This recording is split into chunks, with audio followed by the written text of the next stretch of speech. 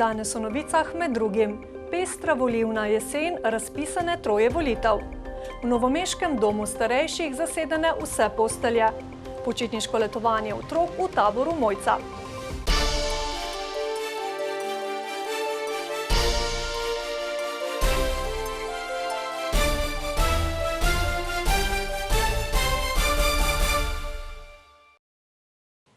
Lepo pozdravljeni. Predsednica Državnega zbora Urška Klakočar Zupančič je danes razpisala 3 volitev.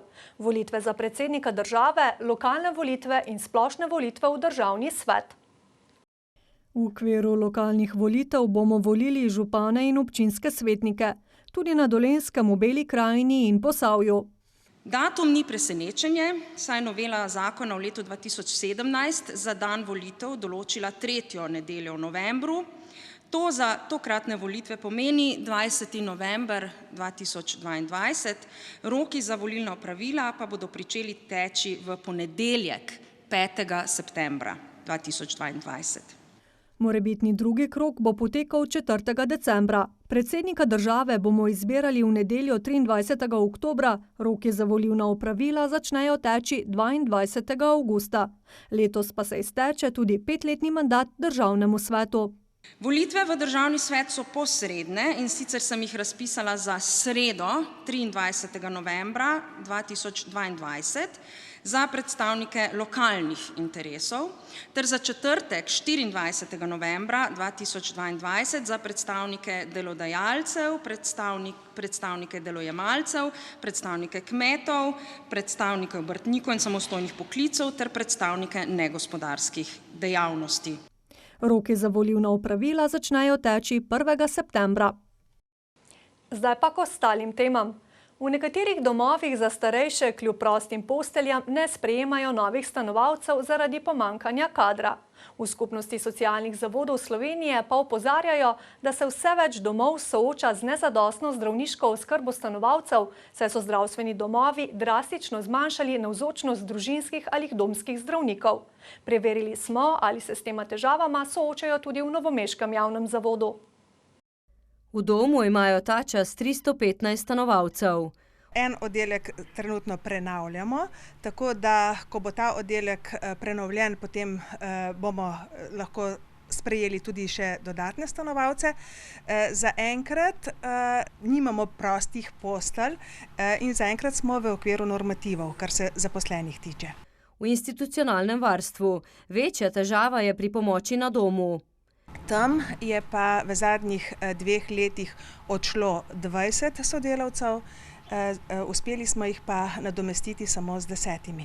Tako da tam pa so čakalne vrste in to čutimo res kot en velik problem, ker se zavedamo, da je kriza na terenu. Saj ne morejo zagotavljati vseh potreb. V domu, nam potrdi ena od stanovalk, se trudijo, da ne bi toliko občutili manjka zaposlenih. Mi se staramo, ljudje so tudi siti, bolni, vse skupaj je bilo, in da so bile sestre. Zelo, naj bo tu sestre, naj bo pomožno osobe, naj bo kuhna, bolj opremenjen. Prihodnje leto, tako Dularjeva, se bodo morali soočiti s še večjimi kadrovskimi izzivi, saj naj bi se upokojilo več sodelavcev. Novih pa zaradi prenizkih plač ne dobijo dovolj. Mi imamo še vedno, ne glede na to, da so se plače v lanskem novembru povečale od 2 do 5 plačnih razredov, še vedno imamo 33% vseh zaposlenih na minimalni plači. Kar zadeva domsko zdravstveno oskrbo, pa Dularjeva pove, da jo kljub težavam zdravstveni dom izvaja nemoteno. Nadaljujemo na cestah. Od nedavnega je za promet odprta prenovljena cesta od priključka na regionalno cesto Metlika-Podzemelj do Križevske vasi, ki so jo začeli urejati v začetku maja. Z naložbo so olajšali življenje prebivalcem ob državni meji na območju, ki je ob sezonskih kolonah vozil proti mejnemu prehodu Metlika praktično nedostopno.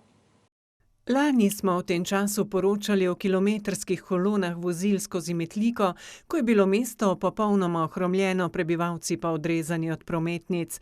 Takrat so na občini kot začasno rešitev obljubili ureditev ceste proti Križevski vasi. Ta je zdaj že prevozna. Vemo, da Križevska vas ima to specifiko, da je z cestami povezana neposredno pri mejnem prehodu in vkolikor so tam kakršnikoli zastoji, nima Križevska vas normalnih dostopov. Govorimo o dveh poljskih poteh, ki sta bila do sedaj. Ena od teh poljskih poti je sedaj spremenjena v normalno dostopno cesto. Na dobrih 670 metrih dolgem in 4 metre širokem cestnem odseku so poleg preplastitve cestišča uredili tudi odvodnjavanje padavinskih vod in priključke z ustreznimi navezavami. Slovenske železnice pa so sočasno izvedle tudi posodobitev elektrifikacije na železniškem prehodu v Križevski vasi. Zapornice bodo odslej avtomatske.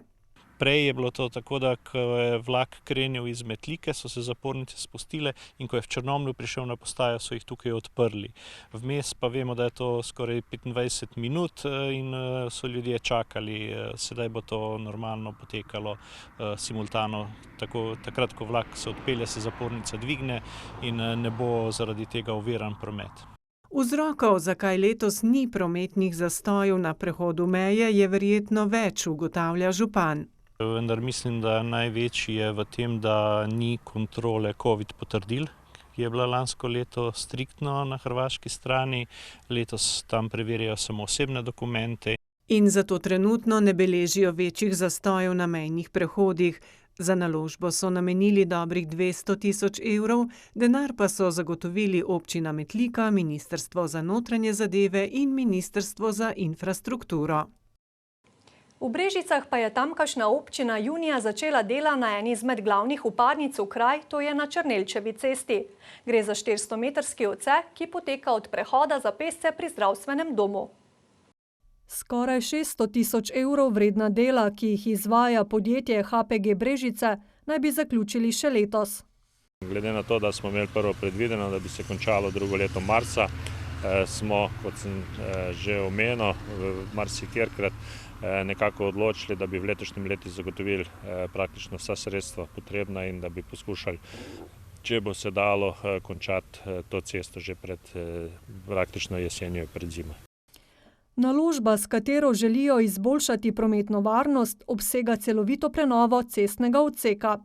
Gre za krožišče, potem gre za cestišča, pločnik, praktično javno razsvetljavo in pa seveda vedno pri takih stvareh se urejajo tudi vodi podzemni, tako da je kar investicija zelo obširna. Zaradi del je Črnelčeva cesta od zdravstvenega doma do Maistrove ulice popolnoma zaprta do 1. septembra, potem pa naj bi promet potekal ob delni zapori, kar bo razbremenilo obvozne ceste.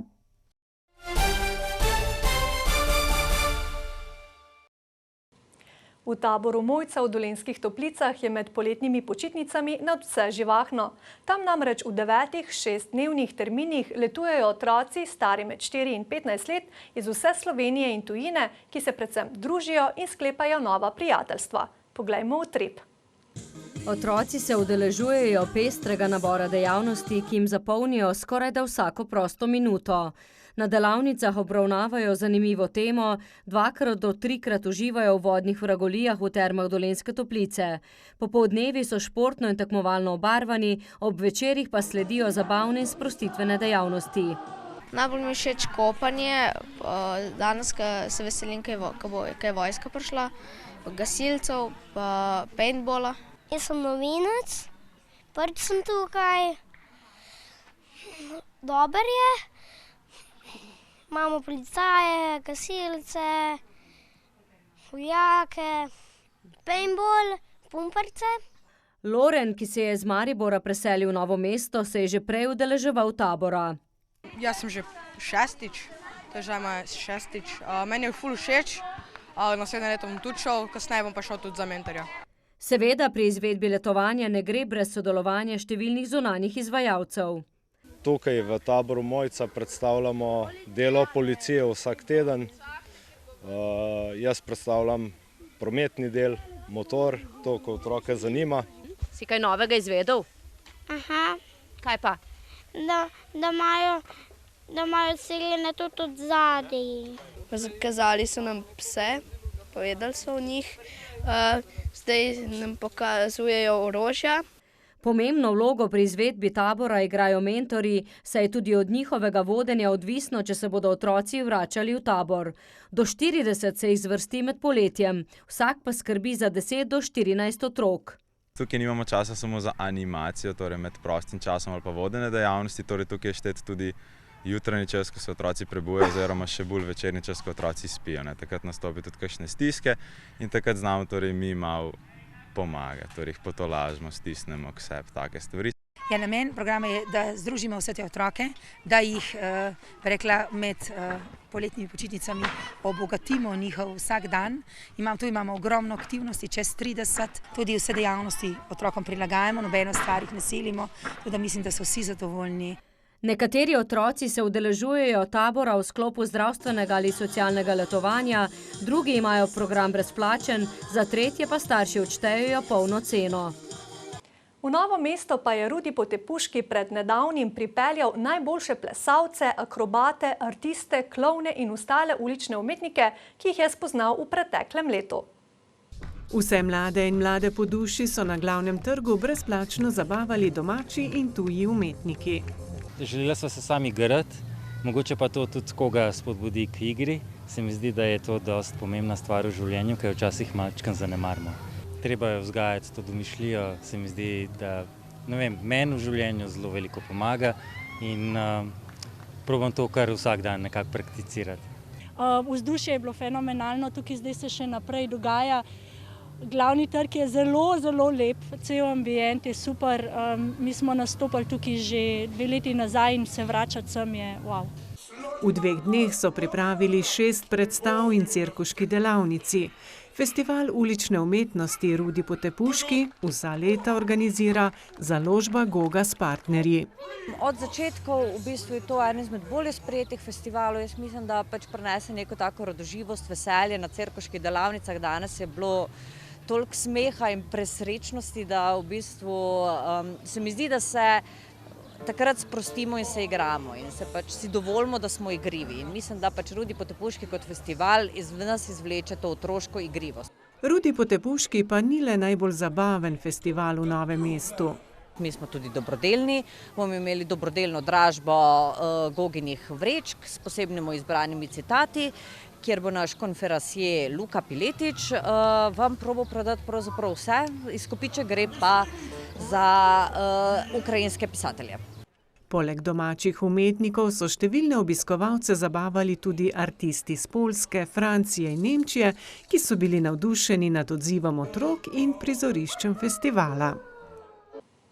Za konec pa še v Škocjan. Ogromen kvačkan občinski grb krasi prostore tudi tamkajšnje občinske uprave. Slovesno so ga prevzeli v sklopu nedavne prireditve Škocjan poje in igra. 1,5 metra visok in dober meter širok škocjanski občinski grb je skvačkala Suzana Panič iz Šentilja in vanj, kot je povedala, vložila nemalo truda. Pri tej diagonali je kar šlo, kar 1 uro pa pol sem rabila, da sem naredila eno vrstico. Bilo je pa mi užitek, res, in ena velika izkušnja in zadovoljstvo, res. V sklopu projekta Slovenija kvačka so kvačkarice in en kvačkar izdelali vseh 212 občinskih grbov. Posnetek prireditve Škocjan poje in igra si lahko pogledate v našem programu nocoj ob 8. Ostanite torej še naprej v družbi vašega kanala in preživite prijeten večer.